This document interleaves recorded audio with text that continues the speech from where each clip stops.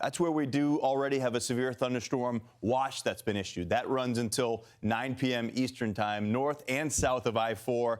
This is the reason right here. We're already tracking some strong thunderstorms across central Florida. You look across northern parts of Polk County there, just north of I-4 near Lakeland, you've got some strong thunderstorms producing some wind gusts up to around 40 miles per hour. Also the possibility of some small hail with those thunderstorms, but also this broader line of storms up I-75 from Ocala down across the Tampa Bay area's Nature Coast counties, up into parts of Citrus, Hernando, Pasco counties. You've got these gusty thunderstorms that are rolling in off the Gulf of Mexico. A lot of moisture. You get some heavy rain, a lot of lightning with those, and also some wind gusts likely up around 40 miles per hour. That's the old frontal boundary that I mentioned. You've got disturbances moving along it. That keeps that heavy rain in the forecast there. Not only what we just showed you, but another batch that develops during the day tomorrow, Friday night into Saturday, the possibility of more strong and severe thunderstorms. Here you go. This is for Friday now, and up toward the Big Bend of Florida, southern parts of Georgia, all the way up into the Carolinas,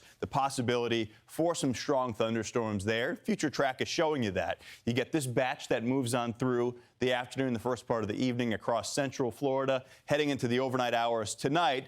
More of those storms developing on that boundary farther to the north, and then late afternoon into the evening hours tomorrow, all the way overnight into Saturday, the possibility of more of those strong storms moving across many of the same areas. And with that, those rainfall amounts really pile up over the next couple days.